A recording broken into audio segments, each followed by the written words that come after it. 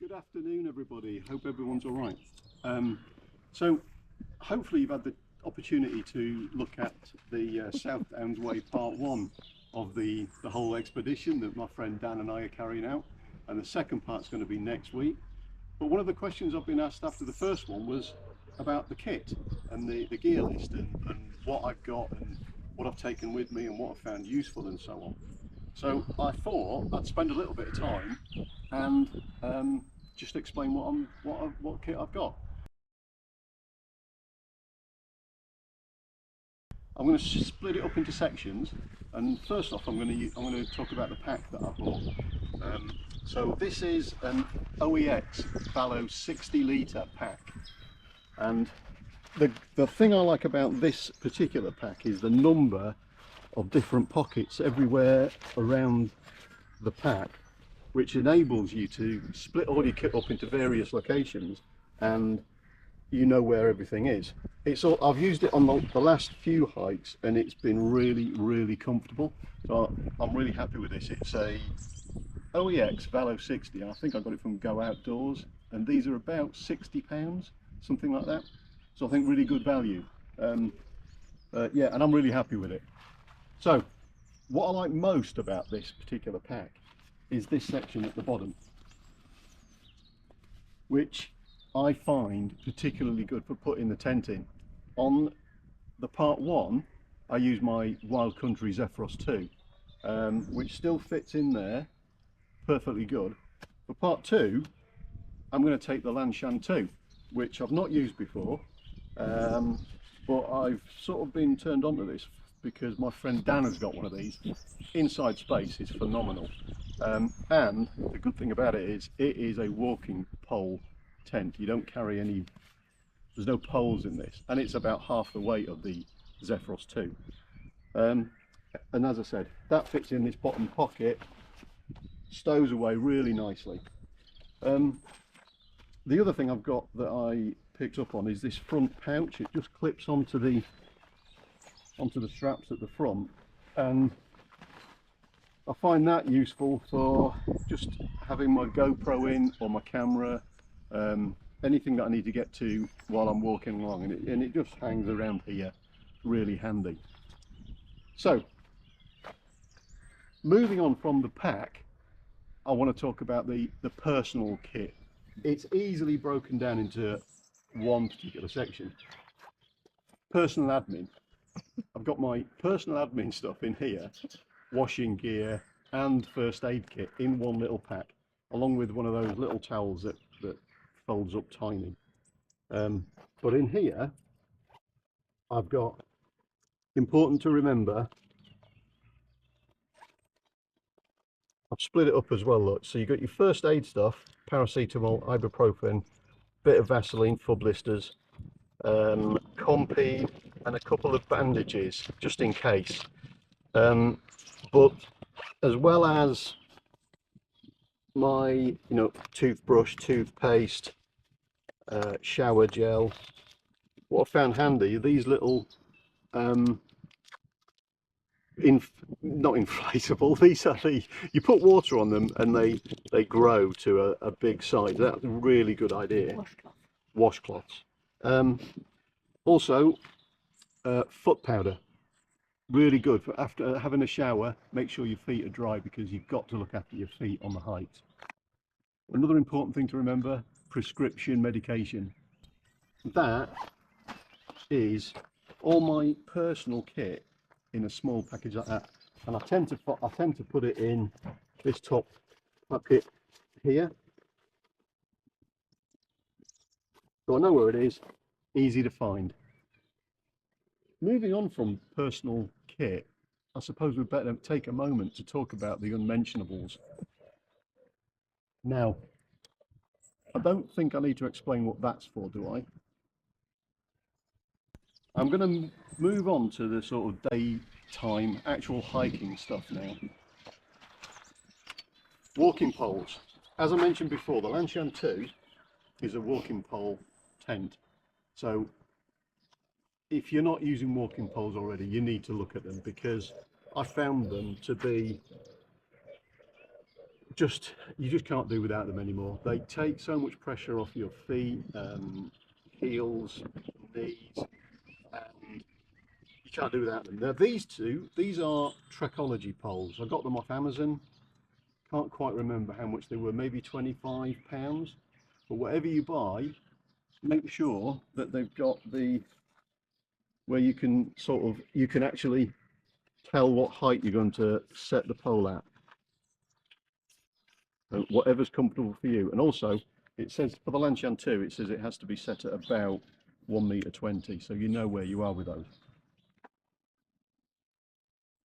Clothing wise, waterproof cap keeps the water out of your eyes and the sun out of your face if you need it. That's a sealskin cap, and on the last walk it was invaluable. Keeps your rain off your glasses as well if you wear them. So well worth that. I think Sealskinz, look for Sealskinz. It's perfect. It's great for that. On this coming trip, I'm going to take a fleece. I think we're expecting lower temperatures than a couple of weeks ago, so I'm going to take that as well. And I've got a couple of long sleeve hiking shirts. Trousers, I should be taking a long pair of trousers and a pair of shorts. And I found on the last trip, I kept getting stones in my boots, and I ended up brutalizing a pair of socks to actually keep the stones out. But I found these things. These are socks covers, apparently. So I'm going to try and use these this week, and it just goes around your ankle, over the boots, and hopefully it'll keep the stones out, because there's nothing worse than having to stop, I don't know, a dozen times a day to get stones out of your feet. So that's that, and I am waterproofs.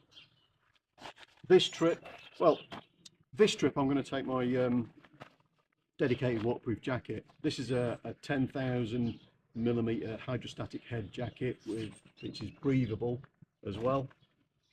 This is a Mountain Warehouse one. I've had this for a couple of years, but I found it really good. Well worth looking those out. And clothing. So my spare set of clothing is in. I also use these stuff sacks, so I know what's in each bag, and I can find them, and I know what's in there. So underwear and socks, shorts that I mentioned earlier, another top, enough for about 2 to 3 days at a time. So that's clothing done, apart from nighttime clothing. So in another separate bag for nighttime, when you get into the tent, I always carry a spare set of clean, dry clothing for nighttime. Comfortable socks, another merino sweater, a beanie, keeps your head warm. Keep it separate from the rest of the stuff, because if that gets wet during the day, you're going to really appreciate getting into some dry kit on a nighttime. I've also got this really lightweight downfill jacket. It squashes up really small like that, and that on a nighttime is so light, so warm, so comfortable. You're really going to appreciate wearing that after a long day's walking. Talking about sleep system, I've got what I'm using on the last trip and this next coming trip is a Trekology ultralight sleeping mat. Now this isn't the lightest one you can get out there, but in my experience it's been the most comfortable that I've used. And I've used those self-inflating mats, which are obviously better for keeping you warm, but that has been really comfortable. If you don't get a good night's sleep when you're hiking, you're going to feel rough the following day. I lent this to my colleague on the last trip, my friend Dan. He said really comfortable, but it wasn't as warm as his mat. But his mat was not comfortable enough for him. This was about £30 maybe, and he'd spent something like almost £100 on his other mat. Wasn't any good. I use a little electrical inflator for it. I keep it in a separate bag. This is a flex tailgate, a tiny pump. So it just goes in on the end there, and it fills it up in about a minute. It's really good. And this one also doubles up as a light, which you won't see in this light, but it doubles up as a light. It comes with a bunch of different adapters. I also keep my head torch in there if you need to get out and about on a night time. All in its separate bag, so I know where it's meant to be. This is another Trekology inflatable pillow. It just makes so much difference to be comfortable on a night time. I don't know, in the past I've rolled up jackets and things to use as a pillow, but that really helps. And my sleeping bag is a Naturehike. This is probably a one-season sleeping bag, but I found it to be perfectly adequate on the last trip a couple of weeks ago. I did use my merino nighttime gear, but yeah, so I'm going to say this is about a one-season bag, and its stuff's really small. You don't have to fold it up. You don't have to fold it up at all. You can just stuff it into that. Weighs 760 grams, which is perfect. Yeah, you can find those on Amazon. The other thing I want to mention is this is a rectangular shape. Now, I don't know if some of you have used those mummy shaped sleeping bags. I find those a little bit constricting, if I'm honest. But these rectangular ones, I find more comfortable. You can also unzip it and use it as a quilt if you want to in the summer. I think that was about 35 or 40 pounds. So that is the sleep system. Other things I want to talk to you about. I have another bag here for my electricals, basically. A good quality charging plug, and then your charging leads and whatever else you want to charge. Take the leads for them, obviously. USB C to C, or any piece of equipment that you need to charge up. Make sure you've got the right lead. And a power bank. Take a power bank with you. Food and drink.